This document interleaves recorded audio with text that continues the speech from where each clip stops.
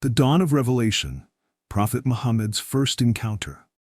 The pivotal event of Prophet Muhammad's, peace be upon him, first revelation in the cave of Hira. Assalamu alaikum, peace be with you, and welcome back to the Abrahamic Dialogue. I'm your host, Ibrahim, and today we are journeying to one of the most pivotal moments in human history, a moment that fundamentally altered the course of civilization. When the Prophet Muhammad, peace be upon him, received his very first revelation. This wasn't just a personal experience, it was the Big Bang of Islam, the beginning of a divine message that would ultimately transform Arabia and reverberate across the globe. We will explore the context, the momentous encounter, and the immediate aftermath of this profound event. Before we delve into this sacred history, please take a moment to like this video, subscribe to the channel for more insights into the life of the Prophet and Islamic history, and share this reflective lesson with others. Your support truly helps. The spiritual state before revelation. To understand the first revelation, we must first understand the man who received it. By the age of 40, Muhammad was already known throughout Mecca as Al-Amin, the trustworthy one. His character was impeccable, honest, just, compassionate, and wise. However, despite his esteemed status, the Prophet had grown increasingly disillusioned with the moral decay and rampant polytheism of Meccan society. He observed the idol worship, the injustice towards the poor, the rampant gambling, and the tribal feuds.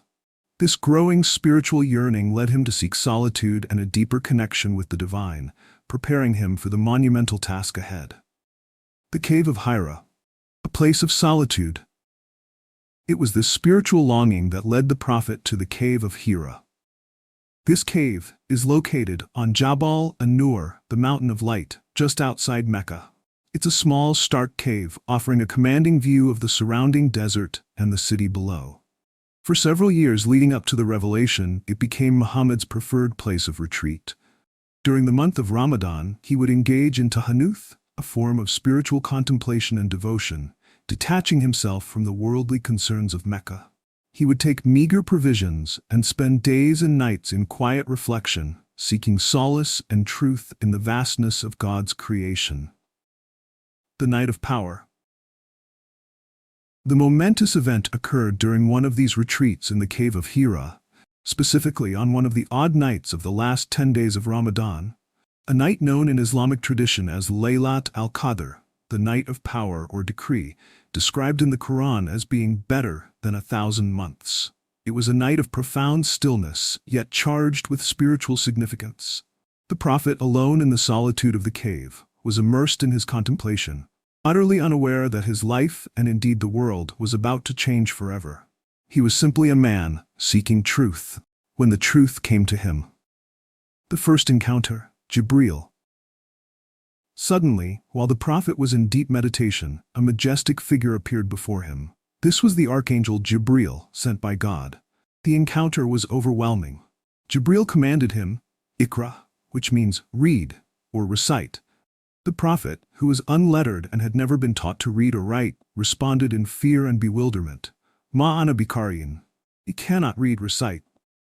The angel embraced him tightly, so much so that he felt a great pressure, then released him and commanded again, Iqra. Again, the Prophet replied, I cannot read, recite. This happened a third time with the same powerful embrace and command, each time increasing the intensity of the experience.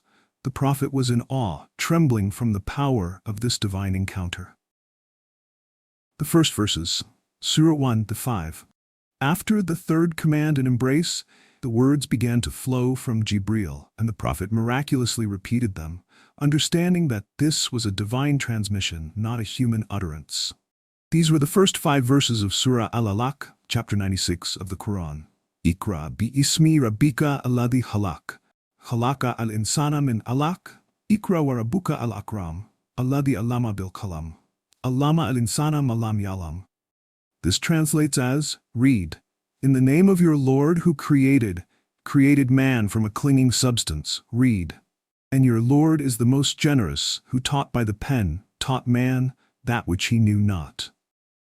These profound verses immediately established the core tenets of Islam: the absolute oneness of God as the Creator, the command to seek knowledge and reflect on creation, and the humility of humanity, created from a simple, clinging substance. The Prophet's fear and return to Khadijah. The experience was undeniably divine, but also terrifying for the Prophet.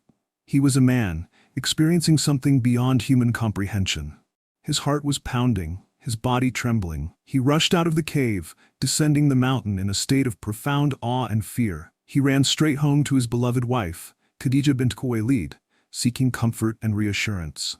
As soon as he entered, he cried out, "Zamiluni, Zamiluni, cover me," asking her to wrap him in blankets as he shivered from the intensity of what he had just experienced. Khadija's comfort and Waraqa's confirmation. Khadija, a woman of immense wisdom and faith, responded with extraordinary grace. She consoled him, saying, "Never. By Allah, Allah will never disgrace you. You maintain good relations with your relatives, you speak the truth, you help the poor and the destitute, you serve your guests generously, and you assist the deserving calamity-afflicted ones." Her words were a testament to his character and her deep understanding that such a man could only be favored by God. She then took him to her cousin, Waraqa ibn Nawfal, an elderly Christian scholar who had deep knowledge of previous scriptures. Upon hearing the Prophet's account, Waraqa immediately recognized the event. He declared, "This is the same angel who was sent to Moses. O Muhammad, would that I were young and could live up to the time when your people will turn you out." The pause and the beginning of prophethood. Waraqa's confirmation, along with Khadija's unwavering support, provided immense reassurance to the Prophet. After this first revelation, there was a brief pause known as Fatrat al-Wahi before the revelations resumed. This momentous night in the cave of Hira marked the undeniable beginning of Prophet Muhammad's prophethood. He was no longer just Al-Amin, the trustworthy man of Mecca. He was now the messenger of God, entrusted with a universal message for all humanity. This was the dawn of Islam. The first revelation is a foundational story in Islam, teaching us about humility, the pursuit of knowledge, and the profound connection between humanity and the divine. It's a reminder that even the greatest among us can be overwhelmed by the glory of God's message. I'm curious, what aspect of this first revelation, the command Iqra, Khadija's unwavering support, or Waraqa's historical confirmation, did you find most impactful or inspiring, and why? Please share your thoughts and reflections in the comment section below.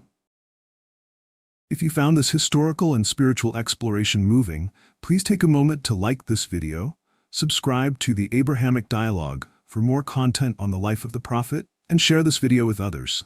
Thank you for joining me. Peace be upon you.